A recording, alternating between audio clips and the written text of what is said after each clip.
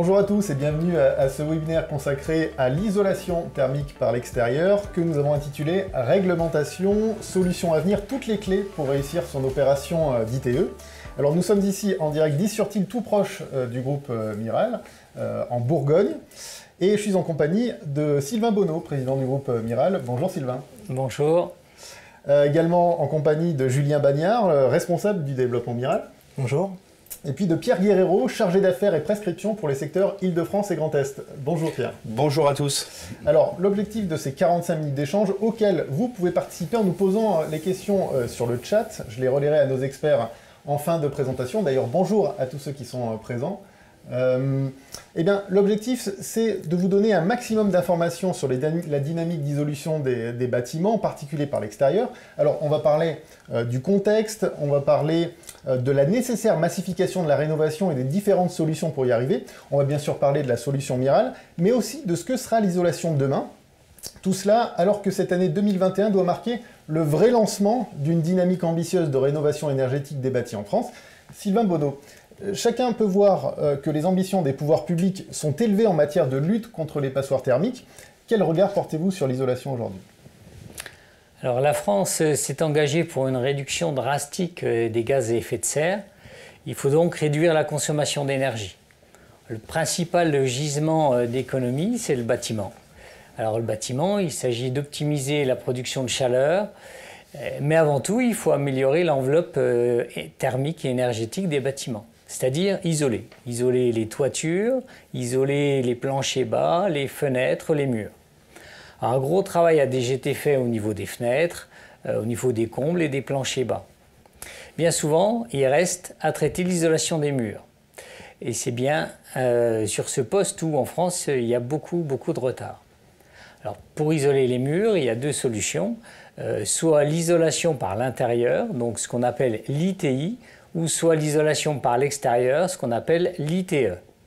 Alors on parle principalement de rénovation dans des bâtiments qui sont existants et très souvent occupés. Donc pour isoler les murs, on doit tenir compte de l'occupation des bâtiments et de la gêne occasionnée. Donc on doit aussi tenir compte de l'efficacité de l'isolation, puisque pour qu'une isolation soit efficace, il faut qu'elle soit continue, donc supprimer les ponts thermiques. On doit aussi tenir compte de l'épaisseur des isolants, donc l'épaisseur mise en œuvre. Si on met l'isolant à l'intérieur, on va prendre de la surface habitable. On peut aussi prendre l'épaisseur sur l'extérieur des bâtiments. Et puis, donc on intervient sur un parc de bâtiments existants, donc il y a des façades à rafraîchir, forcément. Alors bon, pour toutes ces raisons, l'ITE, c'est bien souvent l'isolation la plus adaptée. Alors j'aimerais mettre en perspective le travail à faire sur l'isolation par l'ITE. Donc il nous a fallu à peu près 5 ans, 10 ans pour isoler des combles, on peut dire parler d'hectares de combles, de kilomètres carrés de combles.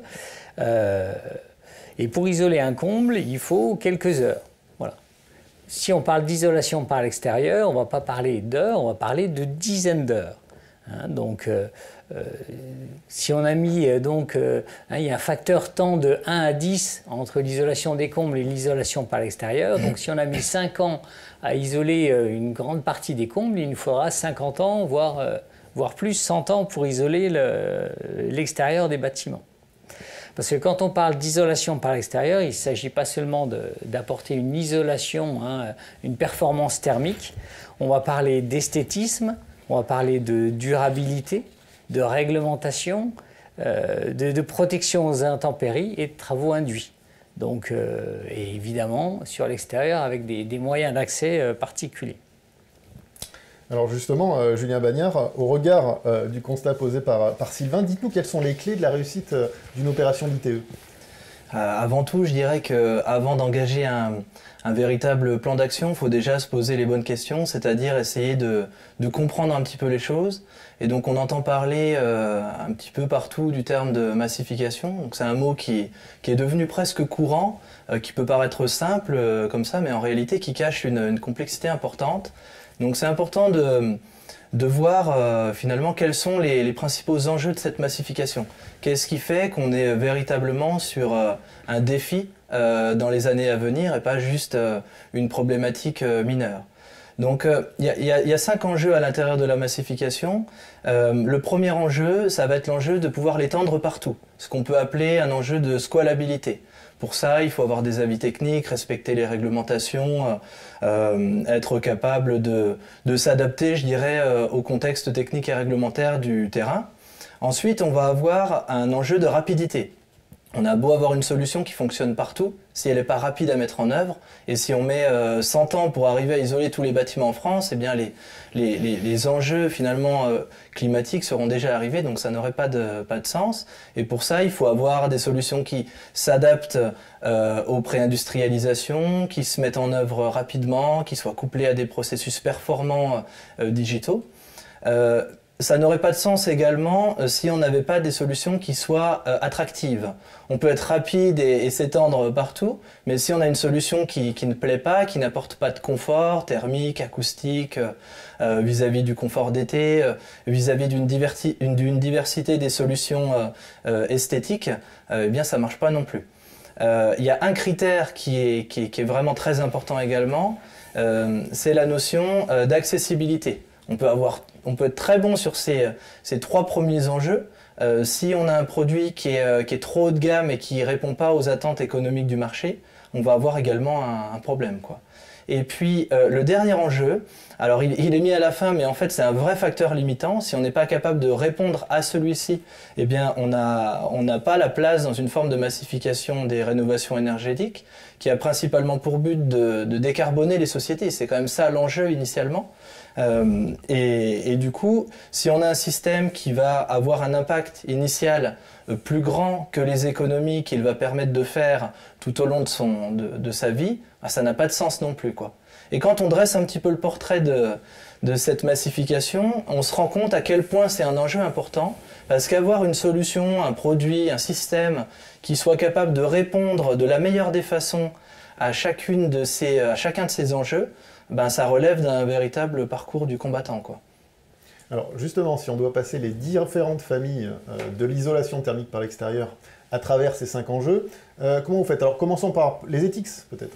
Voilà, aujourd'hui, si on résume sommairement, à l'intérieur des systèmes d'isolation thermique par l'extérieur, on va avoir une grande famille vraiment majoritaire aujourd'hui qui est celle des ETICS, qui représente tout ce qui est enduit mince surisolant. Aujourd'hui, c'est principalement des isolants polystyrène qui ont été utilisés à travers le temps, de plus en plus de laine minérale et un petit peu d'isolants biosourcés type fibre de bois. L'autre famille, qui est plutôt minoritaire aujourd'hui, c'est celle des bardages vêture-vêtage. Alors rapidement, un bardage, c'est un parement sur lequel on va fixer ce parement sur une ossature métallique ou bois, on va mettre un isolant derrière et une lame d'air ventilée. À la différence des systèmes de vêture-vêtage qui, eux, vont intégrer l'isolant directement derrière le parement et qui ne nécessitent la plupart du temps pas d'ossature ni de lame d'air ventilée. Alors justement, Sylvain Bonneau, la technique de la vêture-vêtage, c'est le choix qu'a fait Miral. Tout à fait. Miral est une entreprise qui a fait le choix il y a 35 ans de se consacrer exclusivement à l'ITE, à l'isolation par l'extérieur. Donc nous avons commencé par le chantier, la mise en œuvre de l'ITE. On était alors artisans. Donc de cette expérience de terrain, on a développé un système, pour nous le système idéal, qui répondait à toutes nos problématiques. On a breveté des solutions et puis on les a fabriquées. Donc en 2000, on est devenu industriel. On a obtenu toutes les certifications pour intervenir aussi bien sur les pavillons que sur les immeubles. Donc immeubles, collectifs tertiaires. En 2015, donc, on a investi 5 millions sur une nouvelle ligne de production. Alors cette ligne a été totalement repensée pour limiter au maximum notre impact environnemental et on a intégré toutes les étapes à l'usine, toutes les étapes de la production, donc pour sourcer les matières au plus proche de l'usine et puis intégrer la fabrication. L'année dernière, donc, on a d'ailleurs été le premier fabricant en ITE à recevoir le label Origine France Garantie OFG. Donc le groupe Miral, c'est avant tout une équipe de passionnés, donc, qui compte 100 personnes. On fabrique plus de 250 000 m² d'isolation par l'extérieur pour une activité de plus de 25 millions de chiffre d'affaires. Alors, Julien Bagnard, chez Miral, donc vous avez appliqué l'analyse au bardage et en particulier aux enjeux de la massification pour la solution Miral. Expliquez-nous. Effectivement, avant même de rentrer dans une sorte d'analyse d'impact autour de la massification, on s'est déjà posé la question sur les grandes familles, un petit peu ce qu'elles valaient dans ce contexte-là. Aujourd'hui, clairement, si on parle d'un système de bardage, d'abord même un système d'ETICS, on va se rendre compte que effectivement, ce sont des systèmes qui vont venir se poser rapidement partout. Les gens sont plutôt bien formés d'un point de vue réglementaire et technique. Il n'y a pas de souci, donc c'est plutôt une bonne approche. Si on repasse dans la logique de la rapidité, un système d'ETICS va quant à lui avoir des premiers freins. Parce que il aura une incompatibilité avec des systèmes de pré-industrialisation. Il va du coup nécessiter un séchage d'enduit, il va pas pouvoir se poser tout au long de l'année. Donc on voit qu'il y a déjà une forme de petits freins quant à la rapidité. Si on parle d'attractivité pour un système ETICS, on va être plutôt assez restreint d'un point de vue des choix esthétiques, même si on a l'avantage de rester finalement dans une solution assez traditionnelle. Et puis après, on est souvent contraint avec la grande majorité aujourd'hui qui est plutôt du polystyrène, donc avec des lambdas, des résistances thermiques qui sont pas très performantes. Et quand on sait qu'aujourd'hui, le véritable enjeu, c'est de réduire les épaisseurs en rénovation pour pas avoir des murs qui font 50-60 cm d'épaisseur où on a du coup une partie de la luminosité qui s'en va, d'un point de vue de l'attractivité, on est quand même plutôt moyen sur une approche ETICS. Un des gros avantages de l'ETICS, finalement, dans une logique de massification, ça va être clairement l'accessibilité. On est sur un produit qui est un produit plutôt entrée de gamme, qui est celui qui va être le plus accessible économiquement, quoi. Et d'un point de vue de la durabilité, c'est plutôt mitigé aussi, avec beaucoup d'isolants qui n'ont pas des analyses de cycle de vie qui sont clairement établies. Donc, derrière cette logique d'ETICS, on peut se poser la question également pour se rapprocher un petit peu de notre système à nous, qui est un système de vêture-vêtage, mais déjà sur la question du bardage. Le bardage, déjà, on est dans quelque chose qui est différent. Si on s'intéresse à l'approche, tout ce qui est technique et réglementaire, aujourd'hui, il y a des gens qui sont formés, c'est assez clair vis-à-vis des réglementations, c'est plutôt très positif. Premier point fort du bardage, la notion de rapidité, avec des fortes compatibilités avec des systèmes pré-industrialisés qui sont bien souvent même aussi préfabriqués. Donc on arrive à avoir une mise en œuvre qui est quand même plutôt rapide. D'un point de vue de l'attractivité, c'est le vrai plus, je dirais, des systèmes de bardage, un peu dans ce prisme-là, parce qu'ils vont avoir une très grande diversité de choix esthétiques et une grande flexibilité dans le choix des isolants qui vont pouvoir être choisis. Donc finalement, on va pouvoir aller vers des systèmes orientés parfois plutôt thermiques ou plutôt acoustiques ou plutôt incendie. On a une sorte de panel plus large. Par contre, là où le bas blesse un petit peu, c'est concernant l'approche d'accessibilité économique. Clairement, un bardage va être bon d'un point de vue de la mise en œuvre à grande échelle, bon vis-à-vis de la rapidité, bon vis-à-vis de l'attractivité. D'un point de vue économique, c'est quand même plus compliqué. On est plutôt sur des solutions plutôt haut de gamme qui vont pouvoir être un frein et un véritable facteur limitant. Et d'un point de vue durabilité, on est quand même plutôt pas mal. Si du coup on reprend le lien avec l'entreprise Miral qui propose des solutions... Oui, justement, qu'en est-il pour la solution Miral, le vêture-vêtage clairement, si on la passe justement sur ces enjeux de la massification. Clairement, c'est intéressant de voir que la solution de vêture-vêtage, de manière générale et en particulier celle de Miral, va venir, je dirais, prendre les avantages des systèmes de bardage sans en prendre les inconvénients et prendre également certains avantages des ETICS sans en prendre les inconvénients également. Donc on arrive finalement dans une sorte de compromis qui nous semble clairement adapté au marché de la massification et qui est en plein dans toute la stratégie qu'on a mis en place il y a maintenant plus de 30 ans chez Miral et qui commence à monter en puissance sur les 10 dernières années avec toutes les parties avis techniques qui ont un petit peu évolué. Et aujourd'hui, clairement, si on devait faire un résumé de comment est-ce qu'on passe la technique finalement de Vétur-Veitage Miral. La rosace qui est apparue justement à l'écran il y a quelques instants. C'est ça, dans ce prisme de la massification. Eh bien, on se rend compte que d'un point de vue scalabilité, on va plutôt être plutôt bon, avec des avis techniques qui sont très étendus, avec un respect des réglementations incendie, sismique, thermique, vent, choc. Un réseau qui est en place en France, qui commence à être maintenant bien formé à l'utilisation de nos produits.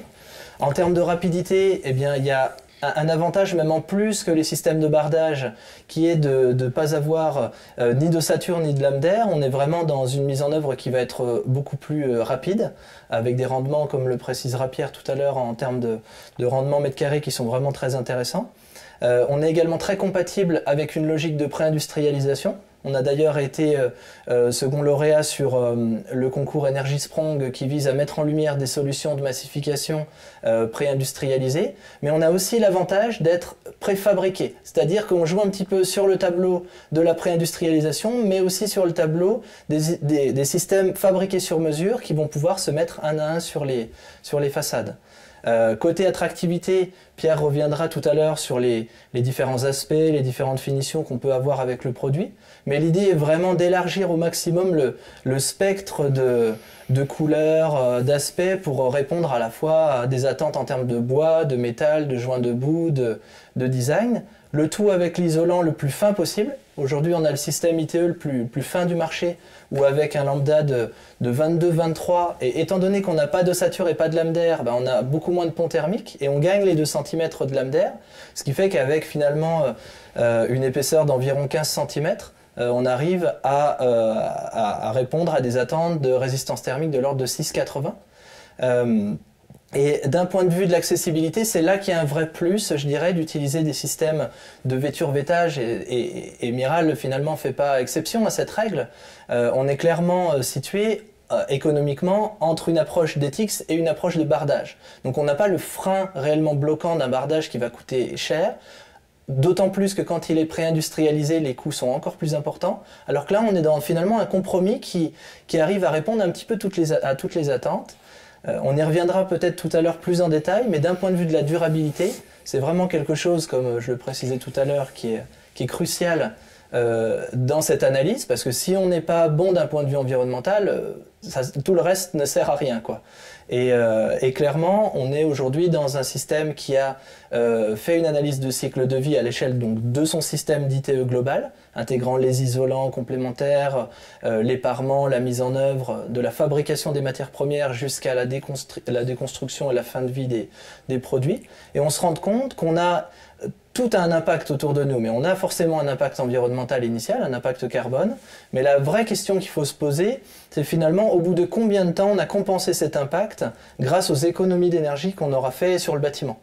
Et aujourd'hui, on est dans des approches de l'ordre d'un remboursement de cette dette environnementale dans les 2-3 ans généralement, et sur un produit qui va durer 50 ans, finalement, au bout de 2-3 ans, on a compensé la dette environnementale et on est dans une vraie décarbonation des sociétés.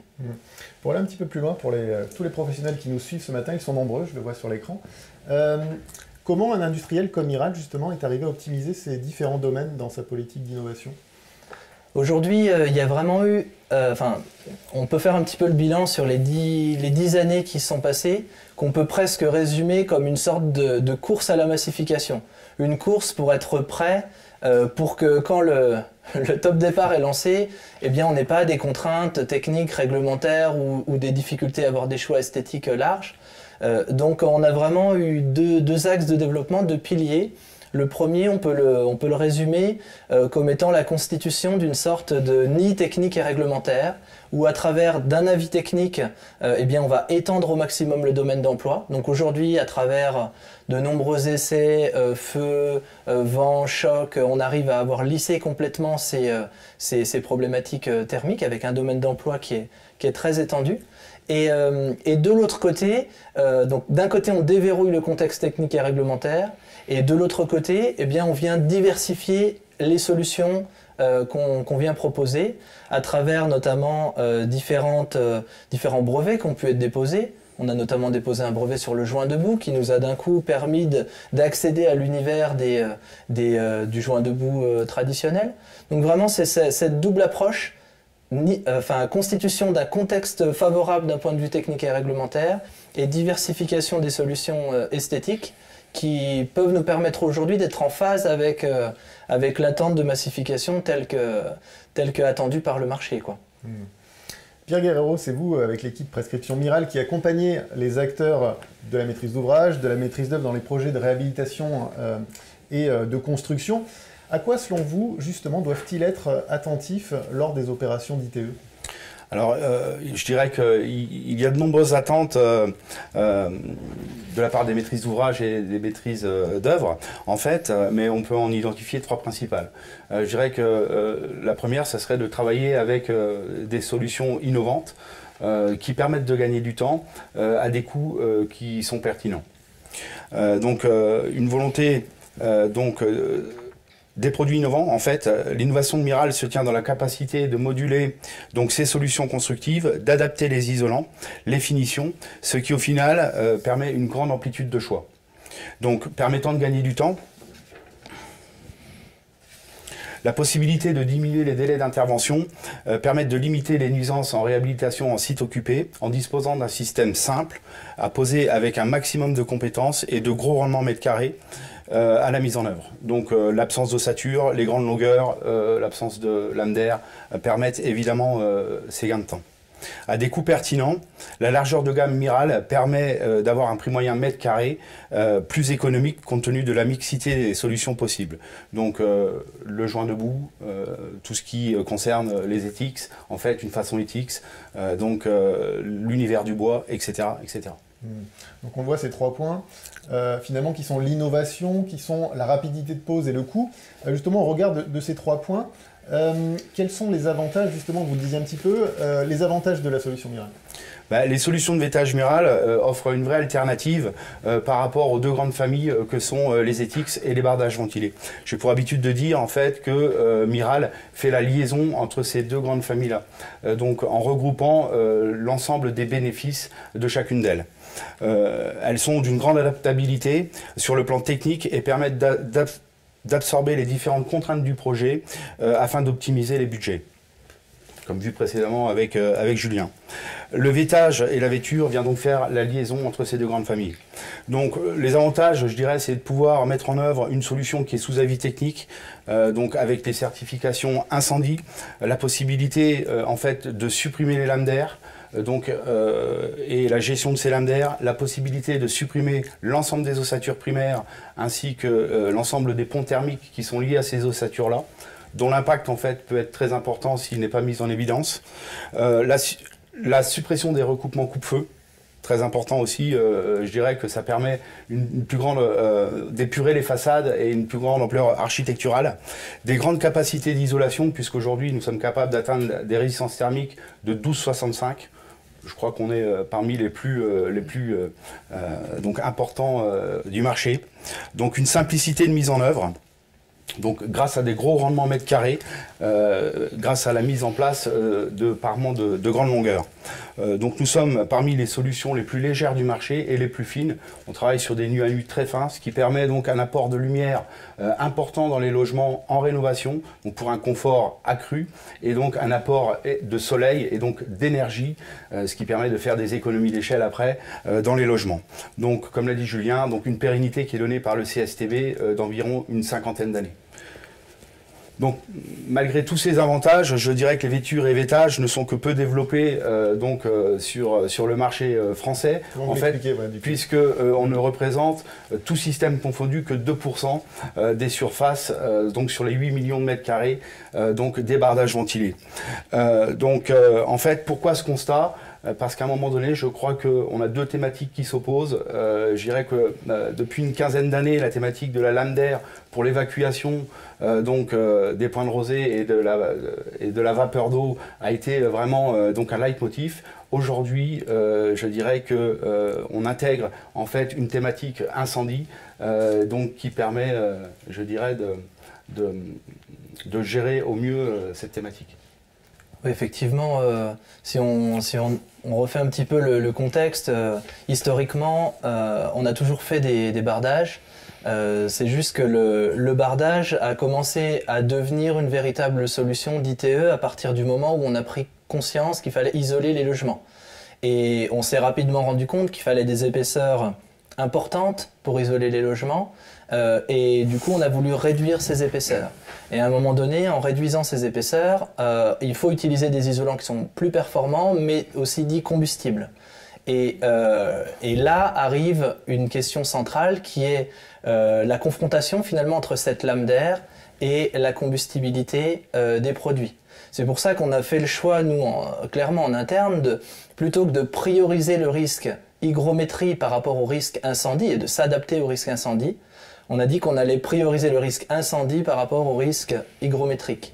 Et pour cela, on s'est dit, on va supprimer clairement le problème, parce qu'à partir du moment où on enlève la lame d'air, clairement, il se passe très peu de choses. Et quand on couple ça avec des isolants non fusibles, donc pas du polystyrène pour le coup, mais des systèmes de mousse résolique, des systèmes de pire, eh bien on se rend compte qu'on a des résultats quasi identiques à ce qu'on peut avoir sur des laines minérales.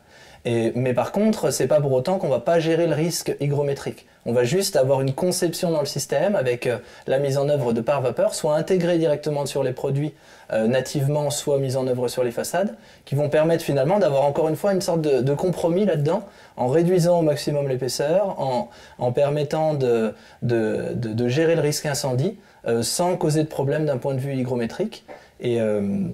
Et du coup, c'est pour ça qu'aujourd'hui, on est dans ces constats-là vis-à-vis de la lame d'air. Et finalement, la vêture-vêtage n'a pas fait partie des habitudes sur du long terme, quoi. Elle commence à finalement être reconnue et à émerger parce que finalement, elle tire le meilleur des ETX et des bardages, quoi. Tout à fait. Sur toutes ces questions techniques, n'hésitez pas à nous poser vos questions. Je vois qu'il y en a certaines qui commencent à arriver. On y répondra juste à l'issue de cette présentation dans quelques minutes. Au-delà justement de ces aspects techniques, la solution Miral se distingue aussi par de vrais atouts esthétiques, Pierre. Tout à fait, parce que l'aluminium qui compose nos façades nous offre une très grande diversité de structures et de finitions, mais aussi de sens de pose, en fait, que ce soit horizontal, vertical, à joint décalé ou à fixation cachée, évidemment. Donc je dirais que Miral propose 4 gammes de finitions, donc à des prix différents, pour lesquels nous sommes capables de restituer différentes ambiances ou d'univers. Donc la façon ETX au travers un parement structuré, donc les ardoisés, plutôt sur des ambiances minérales, les ambiances du bois, donc avec un clin lisse, un clin veiné bois. Alors effectivement, ça plaît un petit peu moins à nos architectes, parce que en fait, quand ils ont envie de mettre du bois en façade, je dirais qu'ils mettent du bois plutôt qu'une façon, on va dire. Mais ça plaît un peu plus aussi à nos maîtrises d'ouvrage, parce que ça nécessite évidemment moins d'entretien. L'univers du zinc, et puis en fait toutes les façons design au travers des irisés et des alunatures. Donc on a une entrée de gamme avec les intemporels qui sont des coloris donc naturels. Ces finitions sont pensées pour préserver les identités régionales grâce à 24 couleurs qui sont élégantes et engagées. Donc nous avons du stock et pas de mini de commande sur ces coloris-là. Donc ensuite, on va retrouver la gamme des pure mat, donc avec un nuancier RAL, où l'ensemble de ces teintes RAL sont disponibles chez nous. Donc avec différents niveaux de brillance, donc en mat, en satiné et en brillant. Ensuite, on va retrouver une troisième gamme, donc à chaque fois avec un niveau de prix différent, donc qui est la gamme des effets matières, où on va retrouver les alunatures, qui sont des tendances très actuelles, qui plaisent beaucoup actuellement, mais aussi les effets matières texturés, les effets matières bois, les effets matières zinc, cuivre, acérocortène, et puis l'ensemble des anodisés. Pour finir, une quatrième gamme, donc la gamme Vision, qui est vraiment une gamme chez nous un peu upgradée, qu'on retrouvera un peu moins sur l'habitat, mais plus sur des ouvrages fonctionnels, des lycées, des collèges, des crèches, des gymnases, etc. Et donc on va retrouver l'ensemble des polymiroirs et des irisés. Donc les irisés, évidemment, des couleurs qui sont polychromes. En fonction de l'angle de vue, je dirais qu'on a des ambiances qui sont tout à fait changeantes. Ce sont des coloris qui sont assez bluffants, en fait. Donc voilà ce qui concerne donc l'ensemble de la gamme Miral. Donc vous voyez que on a une grande diversité et ça c'est ce que nous offre. On a pu les voir d'ailleurs, elles ont dit. Voilà. On a diffusé quelques réalisations il y a quelques minutes. Vous avez pu voir tout ça. Justement, Pierre, pouvez-vous décrire pour les professionnels du bâtiment qui nous suivent ce matin, finalement les différentes étapes d'un projet d'ITE? Je dirais que les cibles sont souvent complexes à appréhender car aujourd'hui il existe une multitude de supports qui sont mis à la disposition de nos architectes, de nos maîtrises d'œuvre. Donc je pense directement au BIM et donc ce qui fait que en fait les choix sont faits souvent très en amont. Alors le BIM aujourd'hui, on peut considérer qu'à peu près 25% des agences d'architectes aujourd'hui sont équipées avec cet outil qui est vraiment formidable. Donc c'est ce qui nous amène aussi à changer un petit peu, je dirais, notre mode de prospection auprès d'eux. Cependant, un vrai partenariat nécessite souvent donc un travail d'approche pour donner de la valeur au produit en fait et développer des synergies à long terme.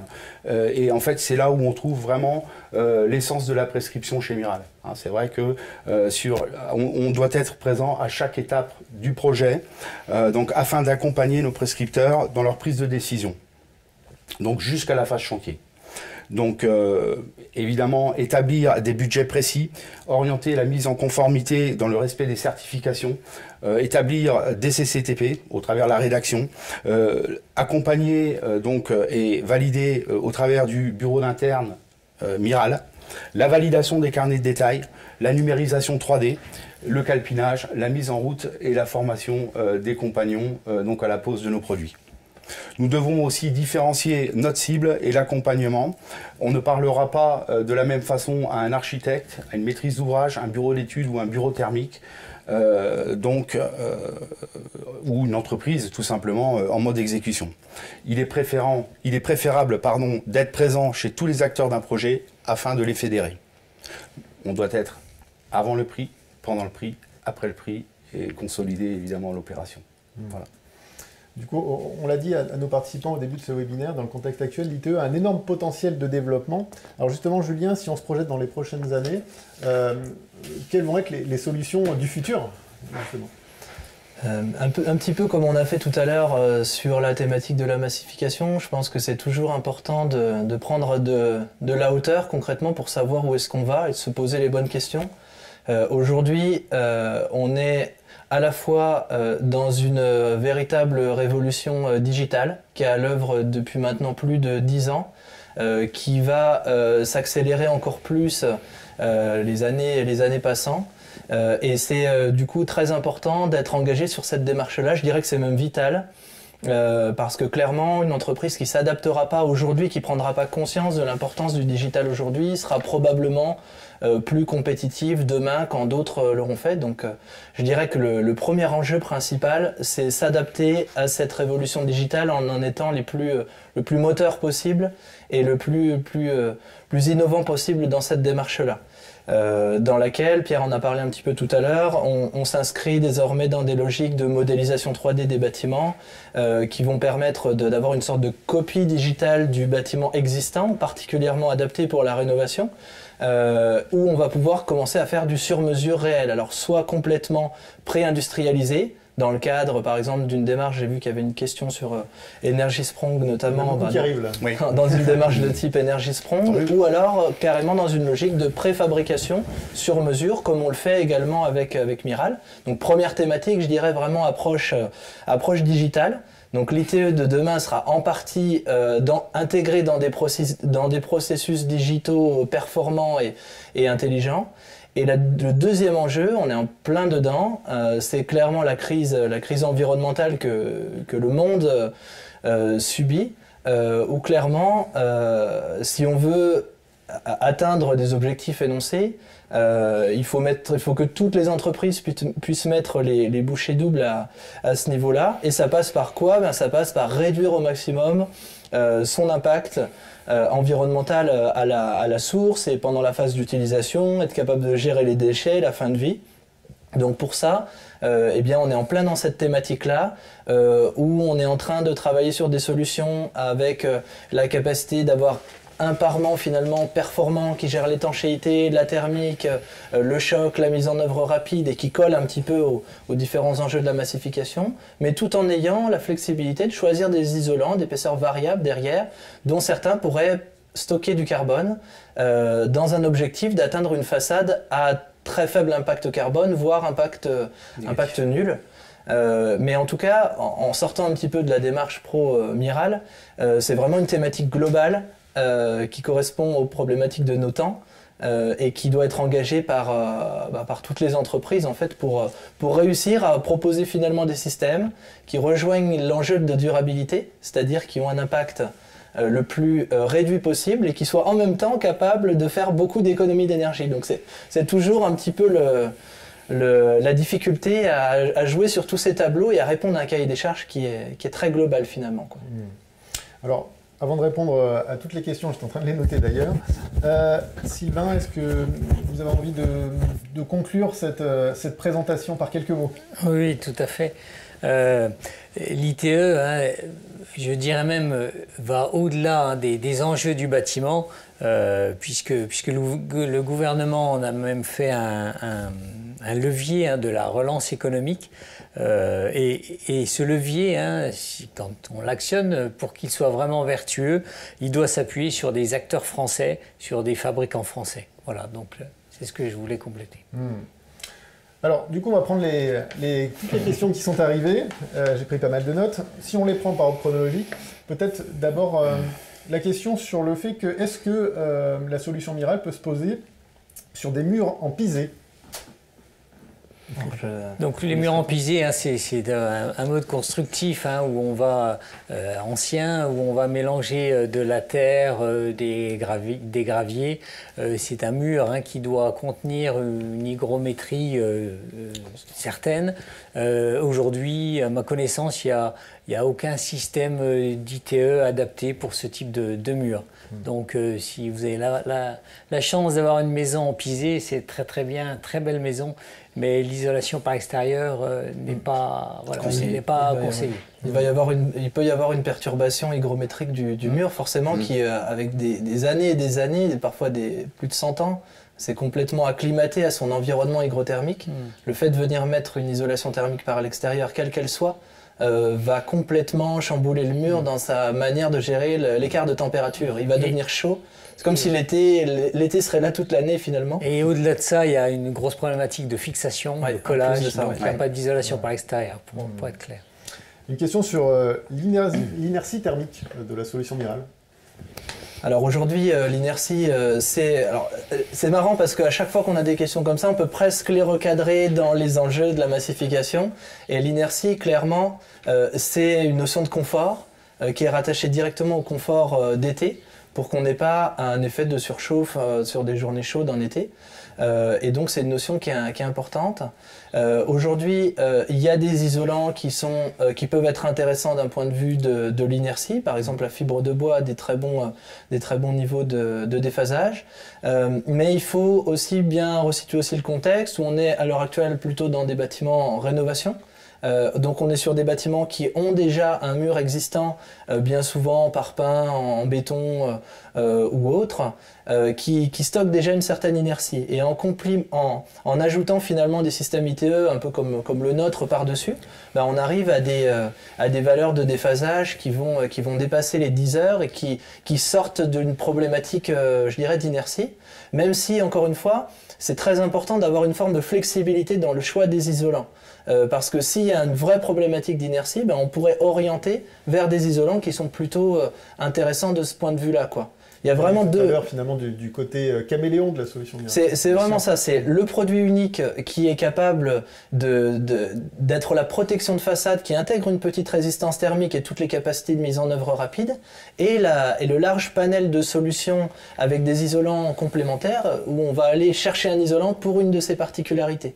Et en ce qui concerne l'inertie, effectivement, de mettre un isolant type fibre de bois dans cette logique-là va grandement faire augmenter l'inertie. Si par exemple on est sur une construction ossature bois qui a une faible inertie, je dirais, à la base, quoi.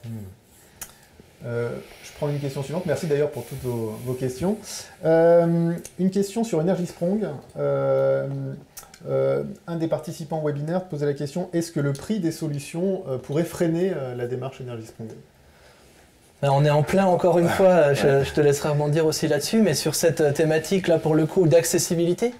Tout à l'heure, je disais que les systèmes de bardage avaient des coûts importants, mais pour autant étaient préindustrialisables, typiquement compatibles avec une approche EnergySprong.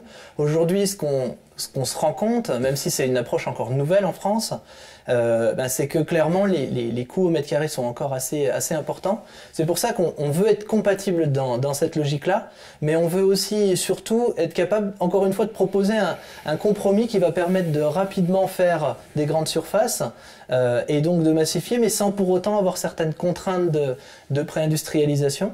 Et le compromis, finalement, c'est pas forcément une préindustrialisation, ça peut être une préfabrication sur mesure. Et c'est là qu'on se confronte également avec la logique de digitalisation, où c'est très important d'être capable de modéliser les bâtiments en 3 dimensions, de pouvoir sortir finalement un calpinage sur mesure au centimètre près d'une maison.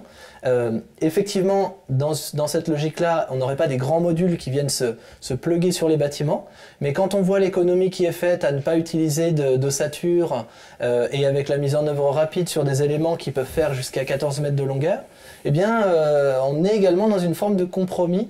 Donc, oui, EnergySprong, mais aujourd'hui, il y a encore un réel enjeu vis-à-vis de l'accessibilité. Mais oui aussi pour des solutions qui sont peut-être un compromis à cheval entre quelque chose qui prend du temps à la pose et quelque chose qui est complètement pré-industrialisé, quoi. Et c'est ce qu'on peut proposer avec... Encore que l'accessibilité, en fait, peut être mise en valeur par le gain de temps qu'on peut avoir, en utilisant ces solutions de type EnergySprong, avec toutes les vertus que ça comporte, en fait. C'est sûr que sur un chantier type qui va durer 6 mois, le fait de travailler donc avec des façades préfabriquées permet de gagner du temps. Et donc ce temps-là, il a un coût. Et en fait, je pense qu'il faut plus s'attarder sur ce que ça rapporte plutôt que ce que ça coûte. Effectivement, aujourd'hui, on a une accessibilité qui est assez importante, mais au fur et à mesure de la massification, je pense que les prix, évidemment, vont diminuer et les techniques vont s'améliorer. Il faut vraiment garder ça comme une piste d'action, voilà, qui doit faire son temps et faire ses preuves. Mais on n'a pas envie non plus d'attendre que tout ça puisse s'engager à très grande échelle, et on réfléchit en parallèle donc à ce qu'on met finalement en place depuis le début, que sont les systèmes de vêtage minéral, qui sont finalement dans une approche un petit peu intermédiaire à ce niveau-là, quoi. Une entreprise qui va pouvoir gagner du temps sur un chantier, donc gagner 50% du temps, je dirais que ça va avoir un double impact. En fait, ça va lui permettre d'aller rechercher du business additionnel et en fait de développer un volume de marge beaucoup plus conséquent. Et donc, en fait, il faut que ce bénéfice-là, les entreprises qui sont partenaires puissent le mettre en œuvre et jouer le jeu avec les enjeux de la massification. C'est-à-dire peut-être gagner un petit peu moins, mais faire plus de volume. Voilà, ça serait plutôt ça l'idée d'EnergySprong et les vertus. Après, les vertus sont nombreuses, hein. Je dirais la fabrication hors site, relocaliser donc la main-d'œuvre dans les campagnes et surtout éviter l'ensemble des nuisances liées aux travaux de rénovation, en fait, hein, qui sont quand même très importants. Il y a énormément d'avantages à une logique de type EnergySprong. La difficulté, c'est que bien souvent, le diable se cache dans les détails. Et pour avoir une logique de massification, il faut être capable de gérer tous les problèmes en amont, quoi. Et s'il y a un souci de, je sais pas moi, un désamiantage particulier sur une opération qui rajoute du budget, s'il y a par exemple une difficulté d'accès sur un chantier qui empêche la logique d'apport de modules préindustrialisés, du coup on se dit tout de suite comment est-ce qu'on fait, quoi. Donc c'est important vraiment d'arriver à travailler cette technique-là pour finalement en maîtriser les moindres inconvénients, pour être capable de proposer vraiment une approche massifiante avec cette thématique, quoi. Exactement. Alors, j'ai trois petites remarques. Une première question là de Julie qui nous demande s'il y a un replay. Il y aura un replay. S'il y en a certains qui ont des problèmes d'écran noir, j'espère que dans tous les cas, au minimum, ça ne vous empêche pas d'entendre nos échanges.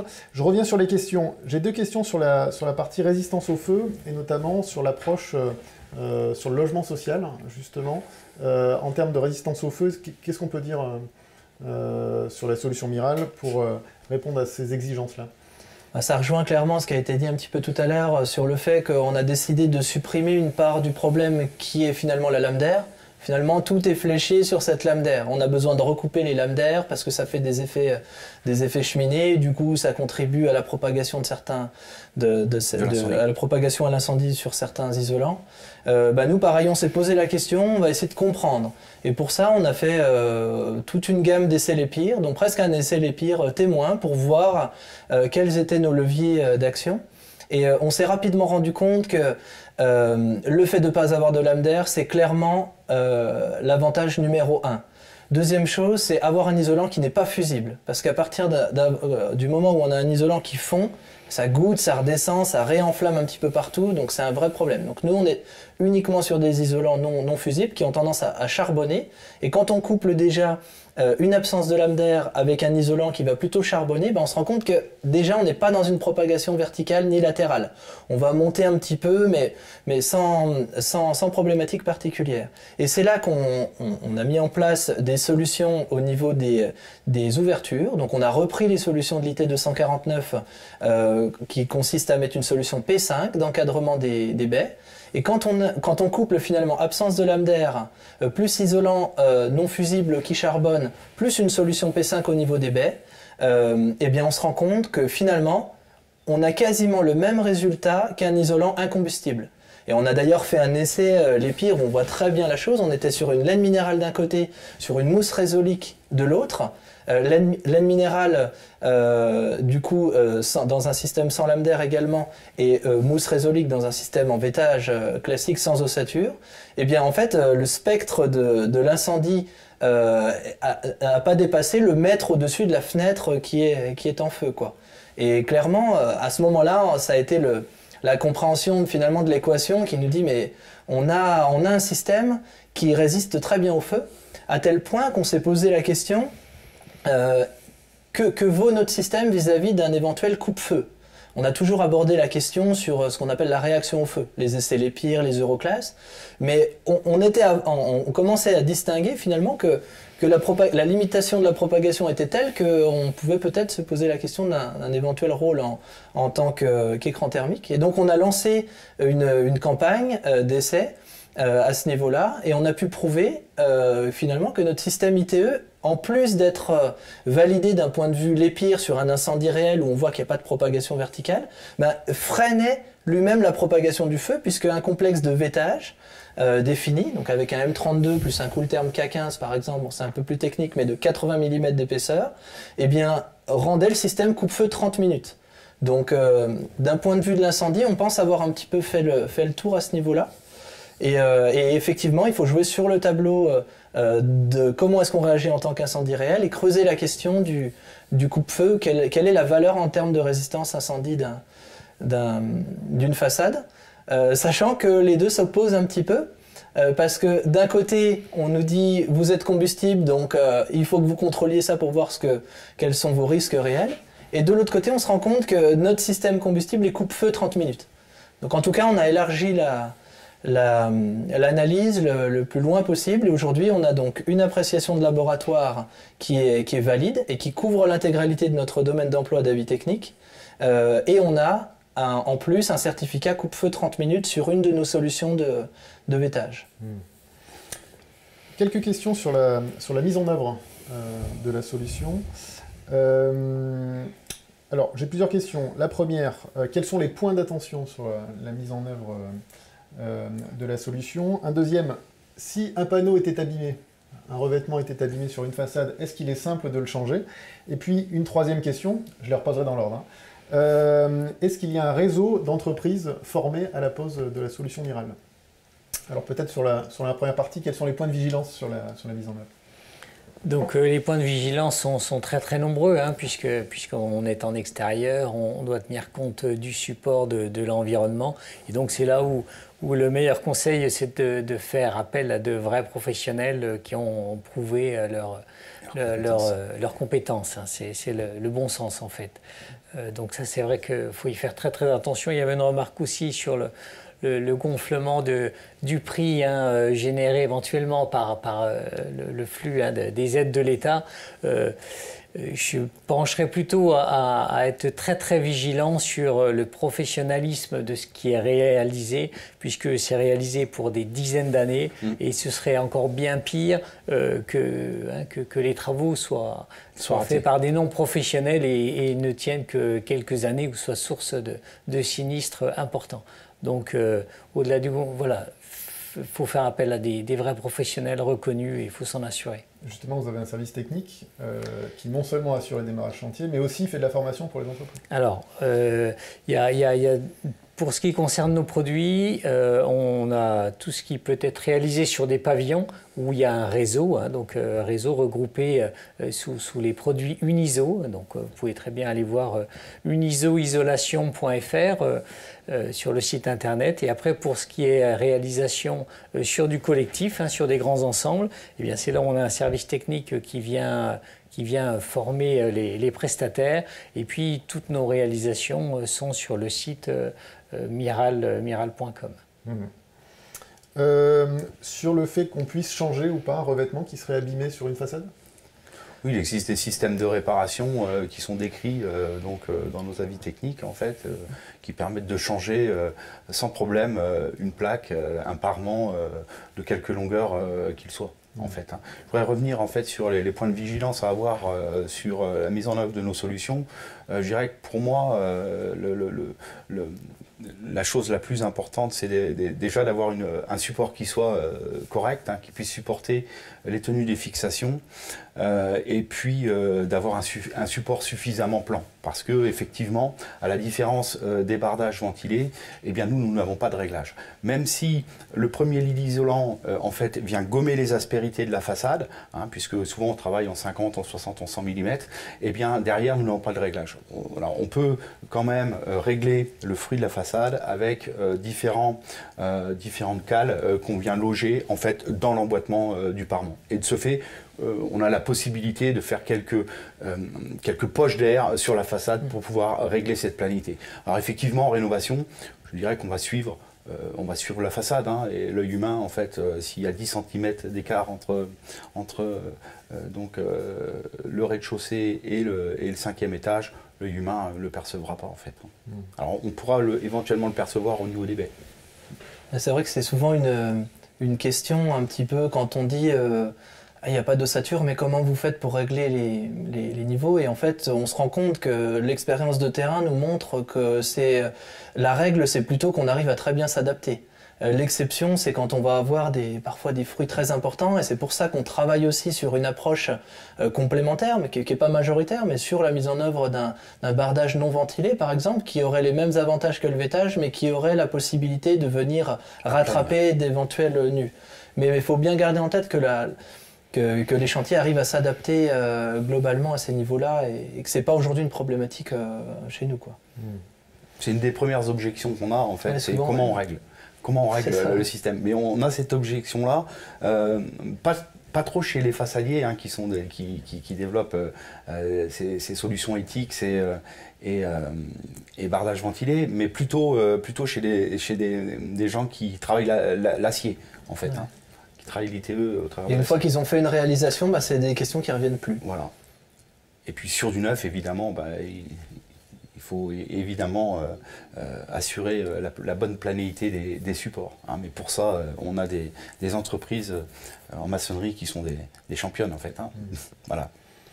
Autre question, à partir de quelle année d'un bâtiment une opération d'ITE est pertinente et apporte des résultats? Et surtout, la question c'était aussi quel pourcentage de résultats on peut obtenir?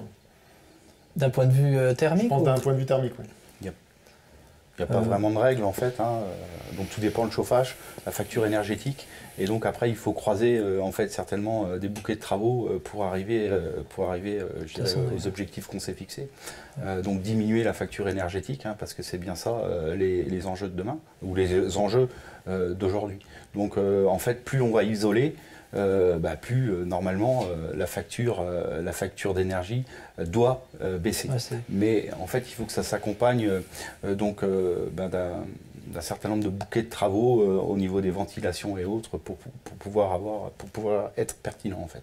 C'est vrai que ça dépend de chaque projet est unique entre une passoire thermique qui a rien du tout et un bâtiment qui va être déjà plutôt bien isolé. Effectivement, les économies vont pas se faire ressentir ni à la même échelle, ni selon le même délai. Je dirais les grandes lignes à comprendre là-dedans, c'est que il faut commencer par déjà au moins isoler ses combles. Une fois qu'on a isolé ses combles, il faut plus avoir des menuiseries simple vitrage, il faut passer sur du double vitrage. Et là, on commence à pouvoir se dire, mon isolation mur, pont thermique, eh bien là, l'ITE arrive pile à ce moment-là. Bien souvent, les logements maintenant sont isolés au niveau des combles, sont plutôt en double vitrage. Donc c'est pour ça qu'il y a un fléchage vers la partie ITE.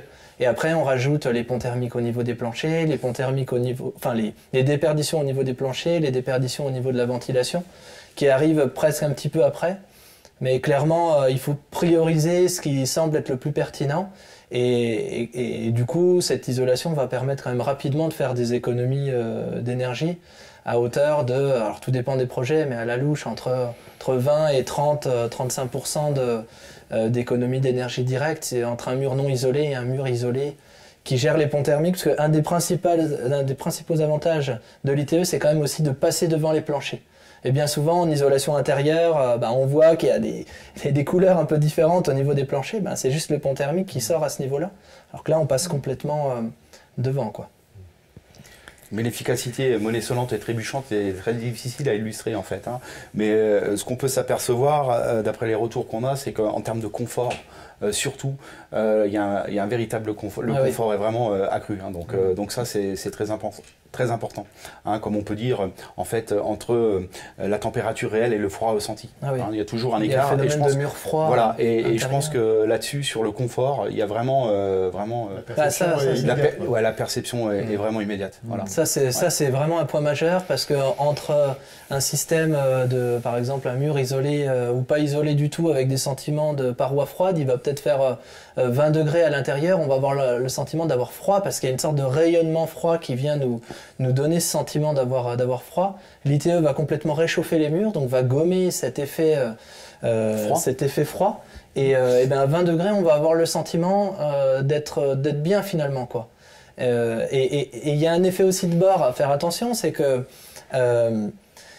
il faut pas compenser les gains en termes d'économie d'énergie par le thermostat qui augmente le niveau de confort, quoi. Et ça, c'est un enjeu réel et qui touche également aux habitudes des gens.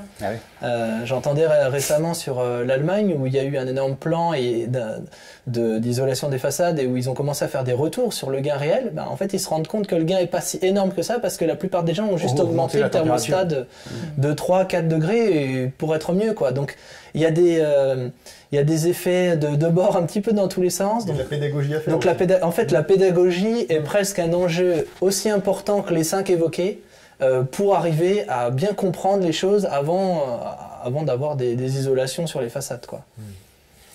Je vais prendre une dernière question, parce qu'on va arriver au bout de ce webinaire, qui concerne la solution joint debout, la finition joint debout. Savoir si on peut poser du joint debout Miral en habillage de façade, alors qu'on a une isolation par l'intérieur, une ITI. C'est une question qui finalement est générale et qui s'applique joint debout ou non joint debout. Ce qu'il est important de voir, c'est que quand on rajoute une isolation thermique par l'extérieur, si on a déjà une isolation thermique par l'intérieur, c'est au niveau du bureau d'études, on est capable de faire des simulations dites hygrométriques, de points de rosée, qui permettent de mesurer dans leur globalité s'il y avait un impact à ce niveau-là. Aujourd'hui, on n'est pas trop confronté à cette problématique-là parce que quand on fait des bâtiments qu'on rénove, ils n'ont pas non plus d'immense isolation à l'intérieur, ils en ont soit pas, soit une petite. Ce qui fait que quand on vient faire ces fameuses analyses hygrothermiques, on se rend compte qu'il n'y a aucun risque de condensation et ça fonctionne très bien, avec ou sans joint debout. Parce que ce qu'il faut voir, c'est que le joint debout est uniquement une petite pièce rapportée dans l'emboîtement, donc qui est brevetée à l'heure actuelle, et qui se pose très rapidement lors de la mise en œuvre. Donc elle n'a pas d'impact d'un point de vue de l'hygrométrie. Mais dans un effet à l'opposé avec une énorme isolation intérieure, vous comprenez que le mur ne va plus rester chaud et il faudrait d'autant plus étendre l'isolation thermique par l'extérieur. Donc c'est des sujets qu'on maîtrise bien aujourd'hui. On espère juste qu'à un moment donné, il n'y aura pas d'énorme isolation intérieure qu'il faudra dans 40 ans isoler toute par l'extérieur, quoi. Parce que là, ça serait pas forcément le plus adapté. On aurait des murs très larges. Et là, ça collerait pas du tout. C'est pour ça qu'il faut se poser les bonnes questions dès maintenant, pour pas aller faire une ITI qui dans 5 ans sera pas du tout adaptée, ou on ira faire une ITE. Autant réfléchir dès le début à la meilleure façon de procéder sur le long terme. Merci Julien. Je vous invite tous les participants, il y a eu quelques questions là-dessus, à aller retrouver tous les détails sur la solution Miral, toutes les réalisations sur le site web de l'entreprise. Je vous remercie à tous d'avoir suivi ce webinaire. Je vous remercie tous les trois pour avoir joué le jeu. Merci. Merci de votre attention.